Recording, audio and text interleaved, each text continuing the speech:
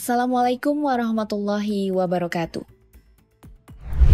Presiden Amerika Serikat Donald Trump harus menghadapi kemarahan rakyatnya sendiri gara-gara sejumlah kebijakan kontroversial yang ia keluarkan. Puluhan ribu orang turun ke jalan di berbagai kota besar di AS sebagai bentuk protes. Massa juga mengecam kebijakan Elon Musk yang ditunjuk Trump untuk memimpin Departemen Efisiensi Pemerintahan.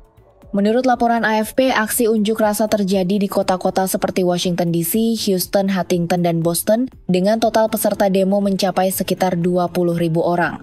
Para demonstran membawa spanduk dengan tulisan seperti Hands Off dan memutar lagu Masters of War dari Bob Dylan sebagai bentuk protes. Masses of people took to the streets this weekend to protest the Trump administration. Semenjak Trump dan Elon turun tangan, proyek saya dibatalkan dan saya kehilangan pekerjaan, ujar Annette, demonstran dari Oregon. Ia sebelumnya terlibat dalam proyek pemerintah yang berkaitan dengan isu kemanusiaan internasional. Demonstran lain Liz Gabitas juga menyuarakan keresahannya. Saya takut banyak orang bakal merasa putus asa dan berpikir kalau kita nggak bisa berbuat apa-apa, ujarnya. Demo ini jadi salah satu yang terbesar sejak Trump resmi menjabat pada 20 Januari lalu. Beberapa peserta aksi juga membawa simbol-simbol kemarahan mereka. Salah satunya bahkan menuliskan, Anda berperilaku seperti Nazi.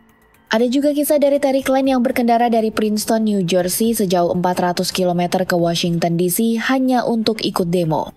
Semuanya mulai dari kebijakan imigrasi, DOGE sampai kenaikan tarif minggu ini, saya rasa negara ini sedang diserang. Semua institusi kita, semua yang membuat Amerika seperti sekarang, sedang dihantam, katanya ke Reuters. Sementara itu di tempat lain, Shelley Townley yang sudah berusia 62 tahun juga turun ke jalan. Ia datang dari North Carolina yang jaraknya sekitar 400 km dari Gedung Putih. Townley menyampaikan pendapatnya sambil membawa papan bertuliskan, Stop the Musk Coup, menyiratkan bahwa Elon Musk sedang melakukan semacam kudeta. Menurut saya, sekarang kita udah dikudeta sama para oligarki. Sistem check and balance negara ini udah hancur katanya. Sementara Trump dilaporkan sedang berada di Florida, Townley hanya bisa menatap Gedung Putih dari balik pagar. Saya harap dia nggak lagi main golf di Mar-a-Lago, tapi ada di sini. Lihat sendiri gimana rakyat nolak kebijakannya, ujarnya. Nggak semua orang merasa aman saat ikut demo. Seorang wanita berusia 51 tahun yang ditemui AFP bahkan memilih pakai masker karena takut dikenali. Saya yakin mereka pakai AI dan teknologi pengenalan wajah buat lacak dan hukum orang-orang. Padahal ini bentuk kesetiaan sama negara. Tapi kalau nggak setia, bisa-bisa hidup kita dihancurin, katanya. Sementara itu, saham Tesla terus turun selama 4 hari berturut-turut akibat kebijakan tarif baru Trump yang bikin geger dunia. Imbasnya, Elon Musk melontarkan kritik pedas ke penasihat perdagangan Trump, Peter Navarro. Lewat media sosial X, Musk awalnya menyindir gelar PhD ekonomi Harvard milik Navarro, bilang itu nggak berguna sama sekali. Tapi sindiran itu makin tajam dan berubah jadi serangan langsung. Dia menyebut Navarro benar-benar idiot setelah Navarro mengatakan Tesla cuma perakit mobil, bukan produsen mobil sejati. Musk membantah keras dan bilang pernyataan itu sebodoh sekantong batu bata. Bahkan, dia minta maaf ke batu bata karena disamakan dengan Navarro, lalu menyebut sang penasihat berbahaya karena kebodohannya. Pertikaian ini jadi salah satu drama publik paling panas di lingkaran Trump sejak masa kepemimpinannya, dimulai tahun 2017.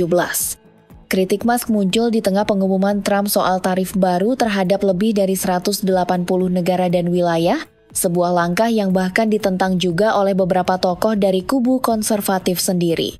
Juru bicara Gedung Putih Caroline Leavitt merespons ketegangan antara Elon Musk dan Peter Navarro dengan nada santai. Dua-duanya jelas punya pandangan yang beda soal perdagangan dan tarif.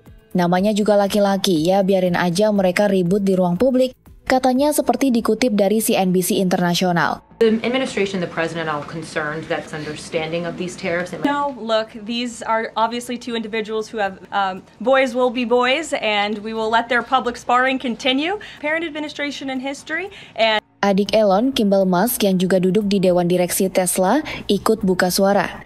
Ia menyebut tarif yang diberlakukan sebagai pajak permanen bagi konsumen AS. Dia juga menyindir Navarro sebagai siswa C- yang gak seharusnya main-main dengan isu penting kayak gini. Kritik pedas dari Elon gak lepas dari tekanan besar yang lagi dihadapi Tesla. Saham perusahaan itu anjlok 22% cuma dalam 4 hari, dan sudah turun 45% sejak awal tahun. Nilai pasar Tesla menyusut lebih dari 585 miliar dolar, bikin Elon rugi besar secara pribadi. Meskipun mobil Tesla diproduksi di AS dan secara teknis nggak kena tarif impor 25%, biaya produksi mereka tetap naik karena bahan baku dan komponen seperti baja dari Kanada dan Meksiko, atau sirkuit cetak dari Tiongkok, sekarang jadi lebih mahal. Menariknya, saat berbicara di sebuah acara di Italia akhir pekan lalu, Musk justru menyampaikan pendapat yang jauh berbeda dari Trump. Ia mendukung ide zona perdagangan bebas antara Eropa dan Amerika Utara tanpa tarif sama sekali. Masalah Tesla nggak cuma soal tarif. Di hari Rabu, mereka juga melaporkan penurunan pengiriman mobil sebesar 13% dibanding tahun lalu untuk kuartal pertama 2025 jauh di bawah prediksi para analis. Laporan ini muncul hanya 2 hari setelah Tesla mencatat kuartal terburuk sejak 2022. Kekayaan Elon Musk kembali jadi bahan pembicaraan. Desember lalu, ia sempat mencatat rekor sebagai orang pertama di dunia yang hartanya tembus 400 miliar dolar atau sekitar 6,78 kuadriliun rupiah dengan kurs 16.942. Tapi setelah masuk tahun baru, kekayaannya terus menurun dan untuk pertama kalinya turun di bawah angka USD 300 miliar atau sekitar 5,8 kuadriliun. Menurut Bloomberg Billionaire Index Prabu, kekayaan bos Tesla dan SpaceX itu sekarang ada di angka 290 miliar dolar atau sekitar 4,91 kuadriliun rupiah. Artinya, sebagai kepala Departemen Efisiensi Pemerintah ASDOG, Musk kehilangan hampir 2 kuadriliun rupiah dalam waktu singkat. Business Insider melaporkan bahwa anjloknya kekayaan Musk ini nggak lepas dari jatuhnya saham Tesla, yang sudah turun hampir 40% sejak awal tahun. Selain itu, tekanan pasar ditambah dengan kebijakan ekonomi dari Gedung Putih, makin mempercepat penurunan nilai kekayaan pribadinya. Memang, posisi Elon Musk sebagai orang terkaya di dunia masih terlihat kuat dan nyaris tak tergeser. Pesaing terdekatnya, Jeff Bezos, masih terpaut jauh dengan selisih sekitar 98 miliar dolar atau sekitar 166 kuadriliun rupiah. Tapi tetap saja banyak yang mulai mempertanyakan apakah peran Musk di pemerintahan justru mengganggu fokusnya sebagai pemimpin di berbagai perusahaan teknologi besar. Selain memimpin DOG, Musk juga bertindak sebagai penasihat Presiden AS Donald Trump. Perannya yang makin dalam di urusan pemerintahan dianggap beberapa pihak sebagai distraksi dari tanggung jawab utamanya di Tesla, SpaceX, dan perusahaan lainnya. Saat diwawancarai oleh Fox Business, Musk pun mengakui bahwa menjalankan banyak peran sekaligus bukan hal yang mudah. Sangat sulit, katanya waktu ditanya soal bagaimana dia membagi waktu antara urusan negara dan memimpin perusahaan-perusahaannya.